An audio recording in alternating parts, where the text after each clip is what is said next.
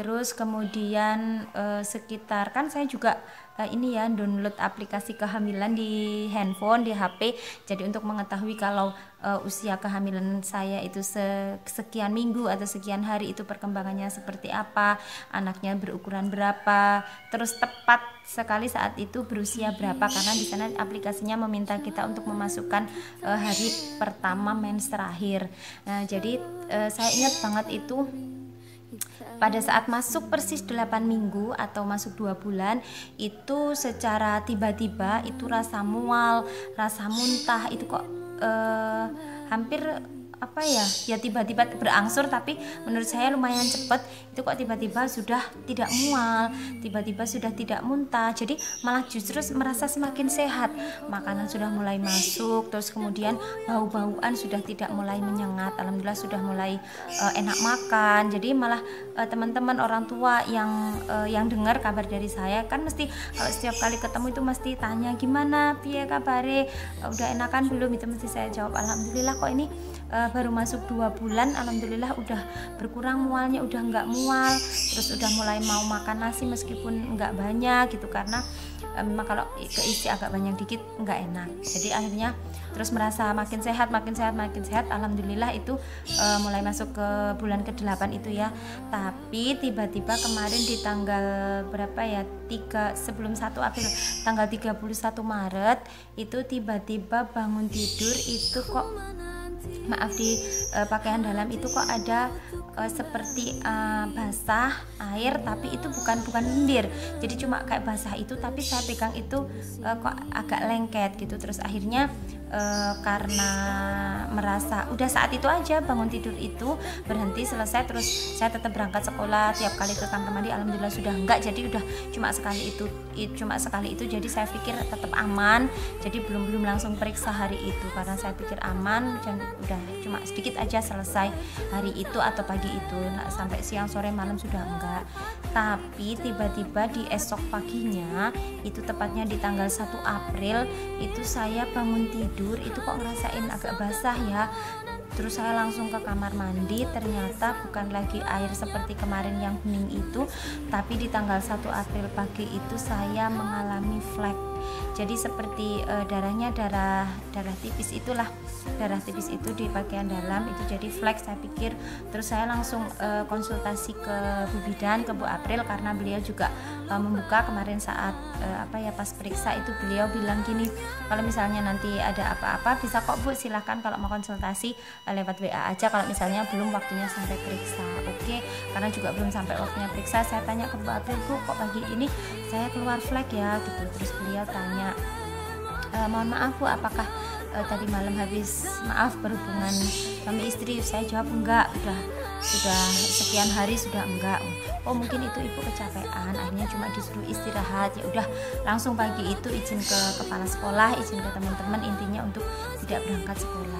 Terus saya langsung merencanakan sama suami itu kalau siangnya, nanti siang itu saya akan periksa balik lagi ke RSU Ananda untuk USG, untuk menanyakan juga sekalian kenapa terjadi flek.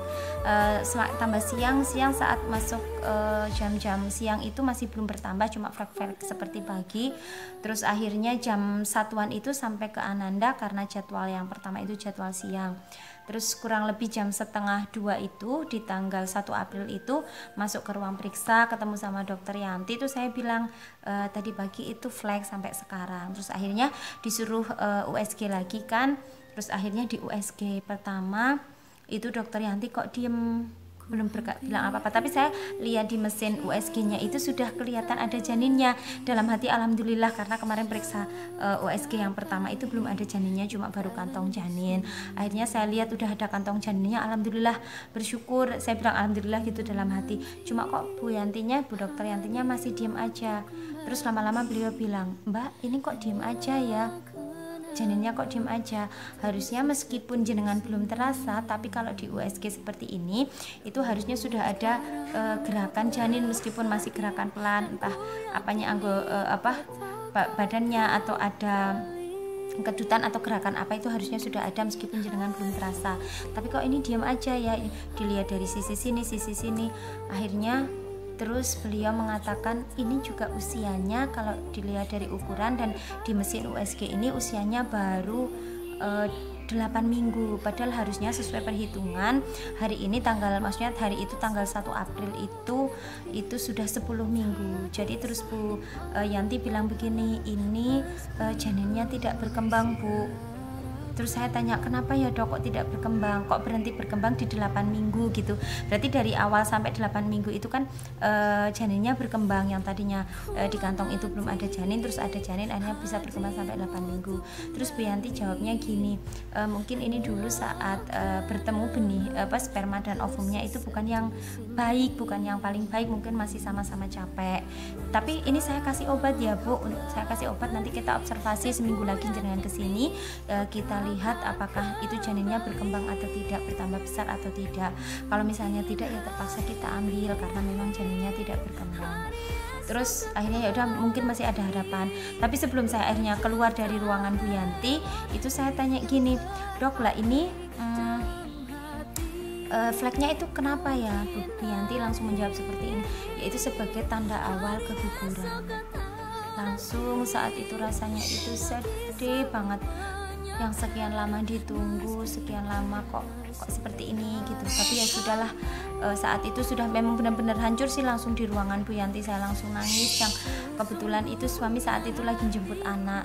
Jadi begitu saya keluar dari ruangannya Bu Yanti, itu suami pas masuk ke ruangan udah nggak ada rasa malu, nggak ada rasa apa, ada banyak orang yang masih antri di situ, rasa gelo, rasa sedih gimana langsung akhirnya tumpah di depan suami. Akhirnya saya nangis.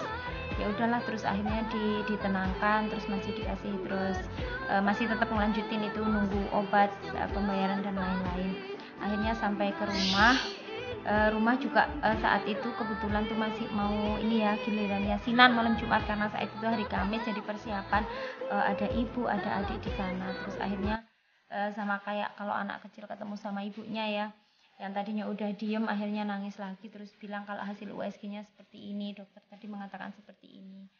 Ya sudah, saya terus akhirnya disuruh tenang, ikhlas. Tapi terus ibu bilang gini, nanti kalau kamu mau ke kamar mandi itu udah jangan, kalau misalnya pipis atau apa jangan di kloset tapi di lantai aja, siapa tahu karena memang hasilnya sudah seperti itu terus akhirnya keluar sendiri, itu kan harus di kalau bahasa Jawanya kan diopeni gitulah, harus diresok. Akhirnya bener sore itu mandi masih saat mandi sore itu, yang tadinya kalau pagi itu cuma flek darah tipis kecil, akhirnya makin sore itu ada rasa nyeri di perut sebelah kiri sama pegel di bagian pinggang, jadi sama persis kayak rasanya kayak menstruasi itu teman-teman. Jadi ya udah, terus cuma ganti pembalut dan sebagainya itu sore.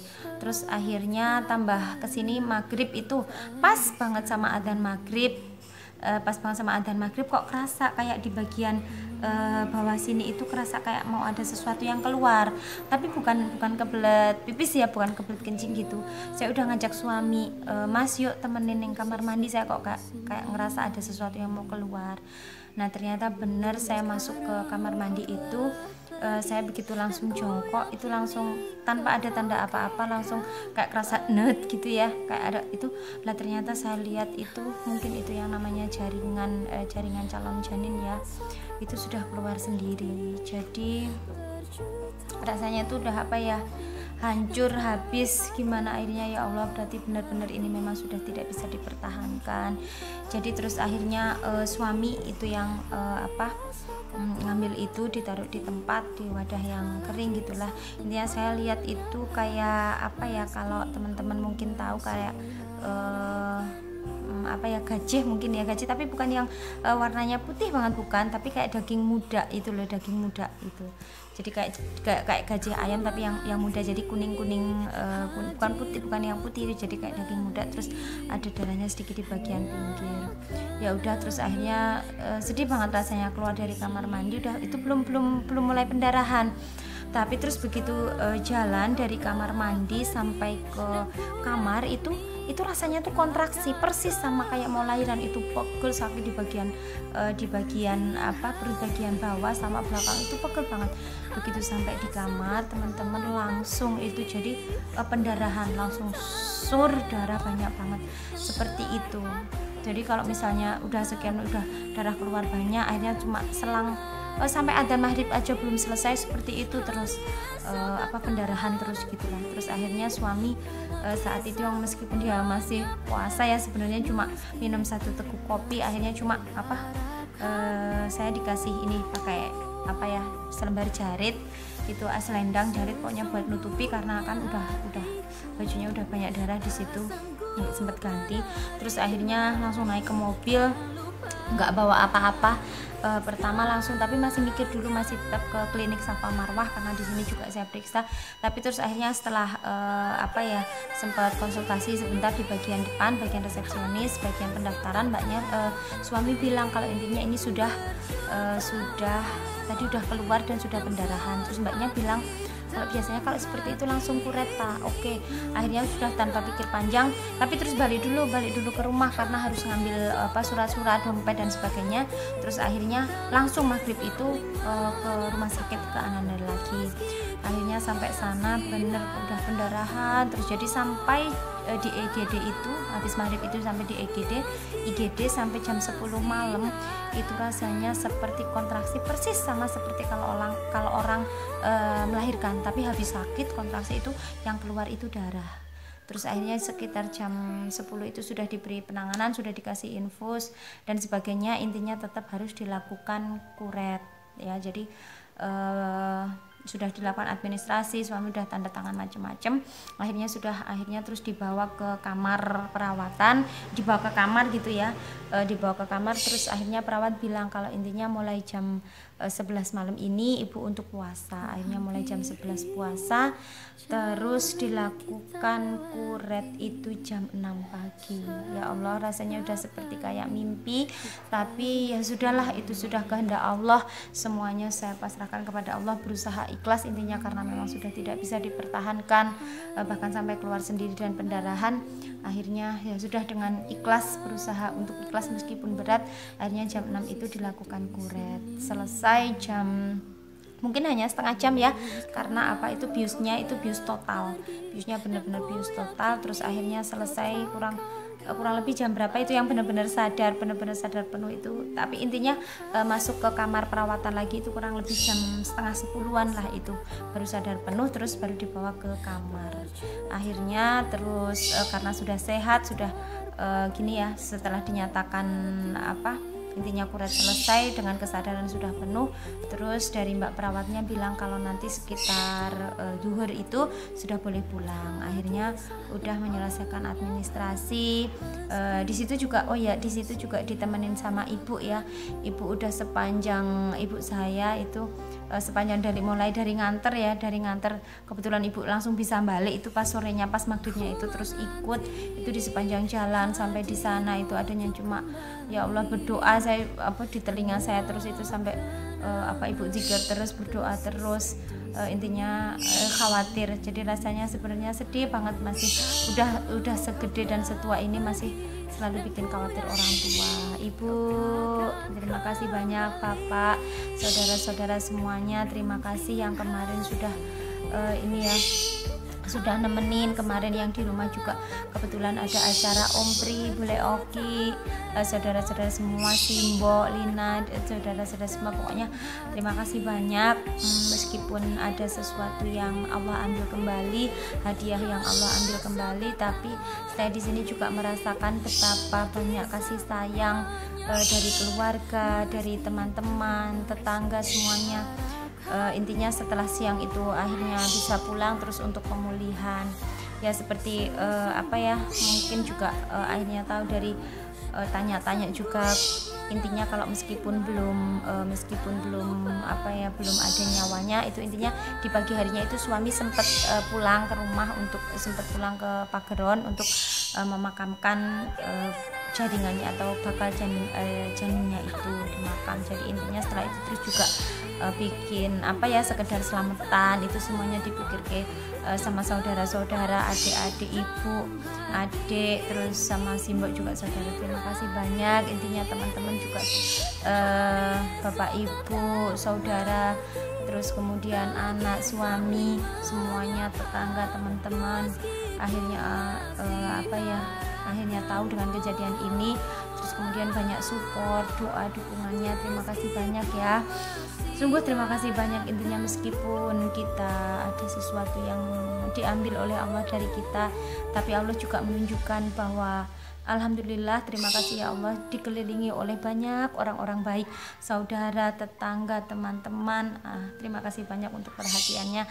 Akhirnya saya bisa kuat sampai sekarang, bisa benar-benar ikhlas, bisa benar-benar menguatkan hati. Itu juga berkat dari doa dan dukungan teman-teman semuanya. Oke, demikian tadi teman-teman, mulai dari tadi mataharinya cerah sampai sekarang agak mendung. Demikian tadi cerita dari saya, semoga memberikan manfaat. Intinya buat teman-teman yang juga sama menantikan kehamilannya seperti saya, semoga lekas garis 2 ya, tetap semangat, tetap husnudzon, kita sama-sama berdoa semoga diberi kesehatan dan diberi momongan lagi dalam keadaan yang terbaik, sehat dan seterusnya. Oke, demikian teman-teman untuk cerita saya sore kali ini. Mohon maaf videonya agak panjang, tapi semoga teman-teman bisa menikmati dan mengambil pelajaran dari apa ya cerita saya. Semoga kita semuanya dikuatkan dan makin dekatkan kepada Allah. Oke, terima kasih atas perhatian dari teman-teman semua. Assalamualaikum warahmatullahi wabarakatuh.